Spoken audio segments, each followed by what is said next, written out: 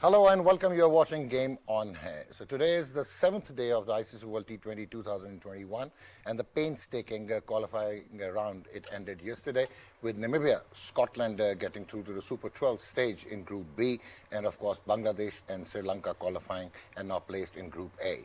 So Group A, they are now going to have Australia, England, West Indies, South Africa, Bangladesh and Sri Lanka, and at least 3 of them having attained the title before. And in Group B, we will be having India, Pakistan, New Zealand, Afghanistan, and of course Scotland and Namibia. And now we are joined by 2 of the greatest players ever to ordain a cricket field. And we'll be having a couple of matches today, and Australia takes on South Africa, and we are going to get into the stats where South Africa is coming into this tournament having won 9 T20 internationals out of the 10, and Australia having lost 4 series on the trot, and of course 8 losses out of the 10 matches they have played. So it's going to be an interesting game. Australia and South Africa both, they have never won the title. They have never annexed the title. And our guest, distinguished guest, all the way from Antigua in West Indies, the guy who is known as the King of the Kings, played 121 test matches, and if I'm not wrong, scored 8,540 runs with an average of 50.23, 24 test match hundreds. And not to stop here, 187 one-day internationals, and he compiled 6,721 runs with 11 one-day international hundreds. 507 first-class matches, 114 centuries in first-class cricket to go hand-in-hand with 163 half-centuries. And in 507 List A matches, he scored 16,995 runs with 26 List A hundreds. So Vivian Richards is with us. Twice he was awarded the knighthood, if I'm not mistaken. Once I was there in the year 2000 when you came at Antigua and you were decorated with that. And of course, he's also, ladies and gentlemen, one of the 3 best ever test players in the history of cricket and the best one-day international player as recorded by Wisden in 2002. And his innings of 189 not out at Old Trafford, Manchester in 1984 is regarded as the best ever one-day international innings played till today. Can I go now? So very warm welcome. Yeah. So 114 first-class hundreds, I don't mind that. But 507 List A matches, 507 first-class matches, 500 List A matches, and then 121 test matches, and 187 one-day internationals. So what were you doing? Just playing cricket, that's all? Well, you can say that I had the proper foundation. Oh, right. Or the platform in order for you to launch. Yeah. And I've always felt that the greatest game that we can play as cricketers, we will start with a game of test match cricket. All right. So it's and then we go into all the other stuff, like what we are doing today in terms of the T20. That to me, it's the easiest stuff. And ladies and gentlemen, we have the former England captain known as elegance personified. Started his career against Pakistan at Edgbaston in 1978, pulled his first ball from left-arm fast bowler Liaquat Ali for 4, and then ended his career in 1992 against Pakistan at the Oval. And I will not tell you that how many runs he scored, but Waqar Younis got rid of him. He went on to play 117 test matches for England and scored 8,231 runs, which means that he is the 5th highest run aggregator in the history of English test cricket, and also played 114 one-day internationals, and he was quite apt when it came to first-class cricket with 53 first-class centuries, and his aggregate in first-class cricket was 26,339 runs for Leicestershire, England and Hampshire. And of course, we don't have to forget that he led England in 1985 to an unprecedented Ashes win, because at that particular time, Australians, they seemed invincible. We welcome, for the first time on Game On Hai, David Gower. Doctor, thank you. It's a pleasure to have you, sir. Having reminded me about Viv's 189 at Old Trafford, which I still had therapy for the last 30 years, I now feel slightly better, thank you. Okay. Thank you. So, the man could bat. He could bat. He could bat. Do you know there's a word that we used to use about the West Indies in the 80s? Yeah. Intimidation, which was normally about the bowlers, Yeah. but this was the most intimidating batsman that you would see from that era. Had he been playing T20 cricket in modern times with these bats. So what could have been the outcome, David? I think the same. The Absolutely the same. I mean, you can transfer talent from age to age, from era to era. And I think every new era learns the new tricks. And if you have a brain, which Viv has, you'll learn those new tricks very quickly. And if you have the talent, which Viv has, you don't need to learn new tricks anyway. You can play. You can just play. Yeah, but do you think that this guy would have been an innovator, or he would have just kept and stuck to his own style? Good question, because as we know, Viv didn't like wearing a helmet. Yeah. I'd like to see him play a ramp without a helmet. Or I'd like to be his dentist, because there could be a lot of work going on. You know. And, Watch the ball, David. Watch the ball. But not too close. Not too close. Watch the ball Watch the late. ball. Don't eat the ball. Don't eat it. Don't eat it. Watch it. And we have with us a gentleman who took a hat-trick in one-day international cricket. That was against India at Sharjah in 1991. And the hat-trick included Ravi Shastri, Mohammad Azharuddin, and Sachin Tendulkar, all trapped leg before the wicket. He went on to finish with a world record, then world record, of 7 for 37. And he represented Pakistan in 22 test matches and 163 one-day internationals, and outspoken, the man who has his heart on his sleeve and who talks about Pakistan cricket the way he wants to, Aaqib Javed. Welcome, Aaqib. Thank you, Doc. How are you? So I heard that you tried bouncing at Sir Viv. Yeah. Let me introduce my fourth guest, and then we need to listen to that story. And we have the former Pakistan women captain, and she was at one time the best bowler at the ICC rankings. And probably she is the first true social introduction of Pakistan women cricket around the globe. Sana Mir is with us.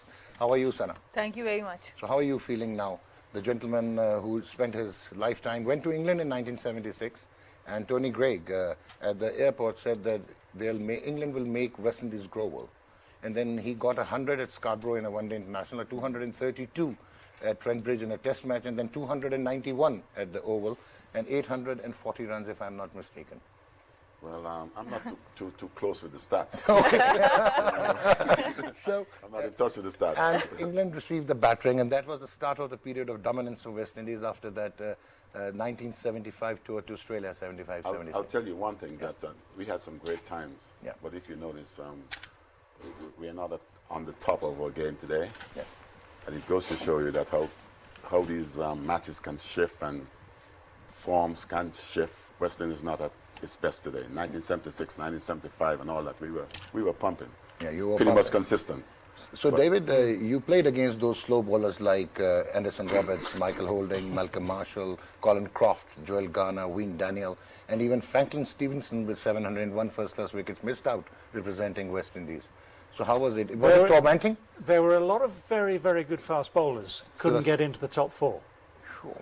Most of them ended up playing county cricket. So, we played a lot of West Indies fast bowling in county cricket in the 80s, which was not really even good enough preparation to play them all at the same time in Test cricket. But if you are on song, it's exciting. Yeah. If you are off the pace, it's a little worrying.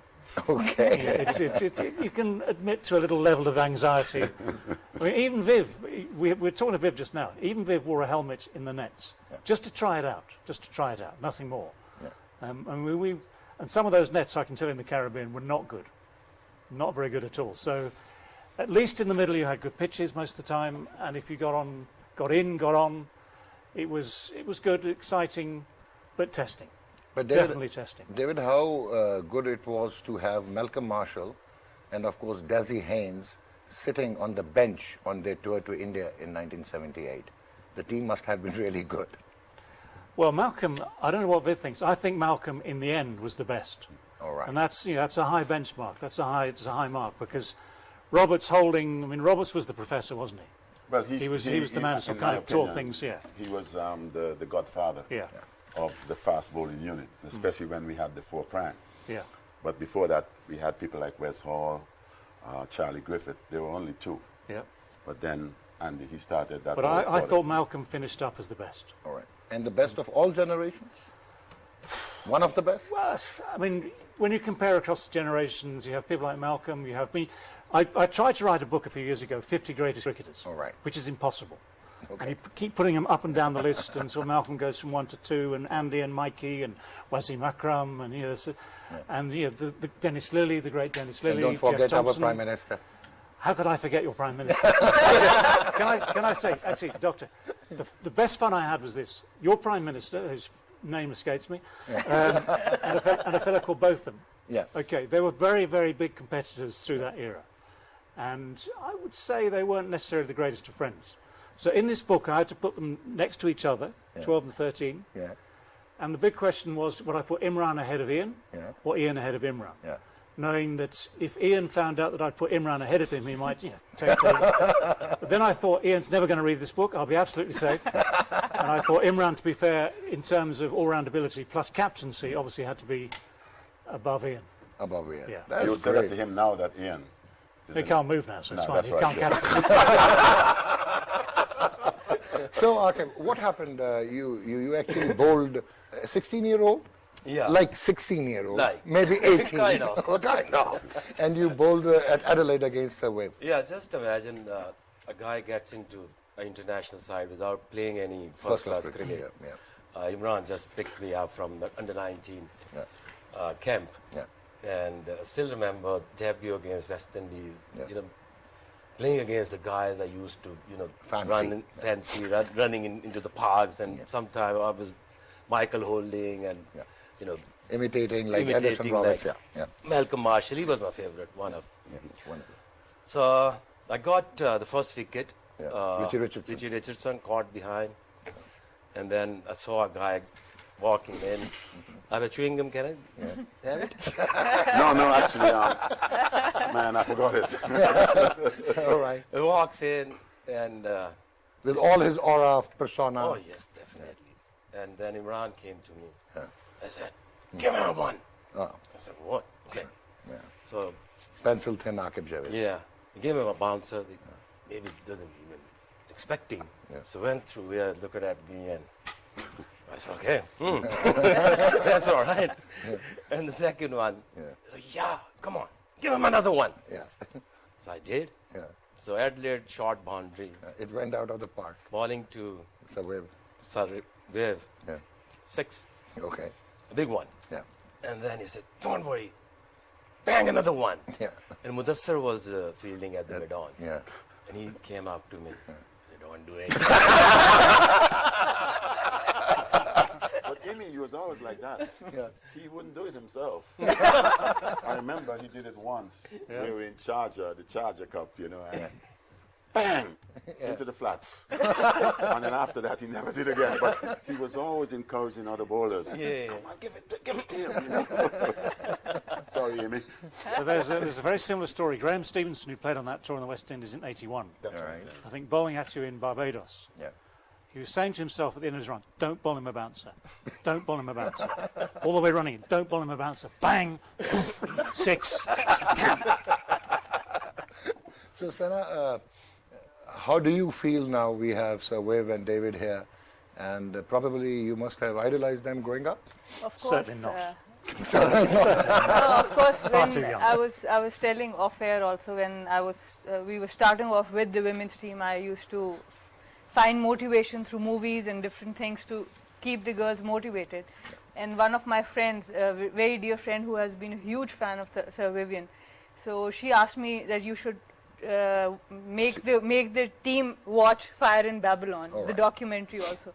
So we saw that also, and of course with his batting, his overall persona, I think it's a huge moment for me to be sharing the stage with Sir Vivian and David also. We did the PSL together, and And Aaqib of is course, also Aaqib. here. So you've forgotten about your host. Yeah, you're the host. That's so sad. That's so sad, sir. the Sir, host- I think I should walk out. You take. The host Take my who place. remember all the stats, which we don't know. Okay. So, sir, now coming on to our job. The first match, the big match, South Africa versus Australia. And South Africa, they have won 9 out of their last 10 T20 internationals and 5 out of 5. And in the warm-up matches, they went past Afghanistan and they beat Pakistan with Van Dussen scoring that 101 in 50-odd balls. So how do you see this match, one? And two, is it going to be about the spinners, or is it going to be mix and match because we have it in Abu Dhabi? Well, I can tell you for sure that I was close enough to South Africa in the West Indies. I saw a little bit of that particular series. And even though South Africa won that series against the world champions at the time, the defending world champions in that particular tournament, I wasn't overly impressed with the South Africans' form. Okay. I think you had people like Du Plessis. He wasn't in the squad at that particular time. He isn't anymore. You know, but there was a few individuals in terms of you spoke about pace. I've been a fan of Rabada. Yeah. This new guy that's come on the scene. Onrek Nokia, Lungi and He Giri. looks a dangerous character, in my opinion. And but we all know what Australia is going to bring anyway. A lot of bravoism. I believe that there's a team also can be fancied. Okay, so you still You know, believe so- that Australia can be fancied, And even at we are- UAE? Because of the competitive nature Yeah. of the individuals. Any Australian team that goes on the park, you know they're going to be competitive, and that's one thing that's in their favor. Okay. So, David, now how do you look? Because Australia, they have never really been good when it comes to subcontinental United Arab Emirates, regardless of their core strength. But they have Adam Zampa, who took 24 wickets since 2000, who has taken 24 wickets since 2020. And they also have Ashton Agar with 25 T20 international wickets since 2020. And they'll be facing Tabriz Shamsi, who has just 37 wickets in the last 2 years. So how do you see this match, Australia versus South Africa? Doctor, you are definitely the master of statistics, that is for sure. Which is why Viv and I are here, because we are instinctive people Yeah, who like yes, to that's go right. with more than just Stats. the analysis and the Yeah. stats. Because you look at, he's right about Australia. They are a very competitive nation. They will come to this competition thinking, right, whatever has gone before, you have 3 weeks, 4 weeks to get it right. South Africa the same. And all those stats, it also depends also who you've been playing and where you've been playing. Yeah. So Australia, for instance, in Bangladesh was a very, very different thing for them. But I think you're right about UAE. It's a different place for all of them, which favours, in many respects, the countries like Pakistan, like India, who play a lot of IPL or PSL or international games there. They understand conditions. Abu Dhabi is one of the better pitches. Yeah. But I don't know how tired those pitches are going to be after PSL, after IPL, after those pitches haven't had a rest. So I think the off-pace bowlers will have a chance. I think spinners have a chance. Yeah. I think batsmen who can play that sort of bowling have a chance. Okay. And you need muscle, you need sort of the Glenn Maxwells of this world who've played IPL to take that sort of form through. So the key players will dictate what happens in this game. And for instance, just to use that one example, Maxwell is one potential player who can change games. Okay. As is, for instance, Quinton de Kock or someone Yeah. for South Africa. Right. If you could see the squads, yeah. So we have this Australia. It's David Warner and David Viv and Aaqib and Sana. He in these 4 outings he has scored 0, 2, 1, and 0, and in 23 World T20 innings so far in his career, he has only 3 half centuries and the strike rate of 117, which is like you don't expect it from David Warner. Then Stephen Smith. It's Mitchell Marsh, Glenn Maxwell, Marcus Stoinis, then Ashton Agar, and they have Josh Inglis, which is unlikely to play today, Matthew Wade, obviously there, Josh Hazelwood, Kane Richardson, likely to be the 12th man, Mitchell Stark, Adam Zampa, and Mitchell Swapson. So, yes, they are quite a formidable team, David. It's a good squad. Yeah. It's certainly a good squad. But again, I make the point, the key players are the ones who have to set the tone. Yeah. So for someone like David Warner, who has been outstanding for a decade, Yeah. in all forms of the game, but who started in the shorter form. Made his reputation in the shorter form of the game. Bad form is a worry. I mean, however good you are, if you're in single figures, those single-digit scores you mentioned, if that's your background for the last few weeks, you're a worried man. All right. You always try and remember the good times. You always say, okay, it can change like that, and maybe the challenge of a World Cup is the sort of thing that can bring change. But it's the hardest way to start a But competition. David, when Australia, they beat South Africa in 2020 in T20 internationals, they brushed them aside. But Aaron Finch and David Warner, they were firing at all cylinders. Yeah, but that's form. Yeah. Viv will tell you, form is form. Good form behind you is a really big asset. Right. Big ability, of course, is an equally good asset. But the one thing you can never measure is confidence. Okay. And if you have confidence, your ability comes through. If you lack confidence, even the greatest ability can sometimes struggle. So you tend to agree with David, but you will not be agreeing with him when we discuss England versus West Indies, I hope so. You best put us different sides. Oh, yeah. I don't want to be that close. Huh? No, but Dave is totally correct. Yeah. Form is form. Yeah. And when you're in good nick, sometimes you need to take that form, having that confidence that you can accomplish things. Yeah. It is of vital importance. And sometimes you have guys who don't have that form, will try and if you're a good enough player, will work your way back. All right. So, Aaqib, how do you see Australia? We have Aaron Finch, we have David Warner, Mitchell Marsh, then Glenn Maxwell, as David put it rightly, Marcus Stoinis, and then Matthew Wade, and then they have Adam Zampa, Ashton Agar, Josh Hazelwood, Mitchell Stark. So quite a good side if you see it on paper. Look, if you look at the batting and bowling options, Yeah. it's sort of similar. Yeah. They have Zampa and Ashton Agar, Agar slow left-arm. and Maxwell. Yeah. And they Marcus have Stoinis. Tabriz, Yeah. Shamsi, Yeah. and that Miraj. Keshav Miraj. Yeah. Miraj.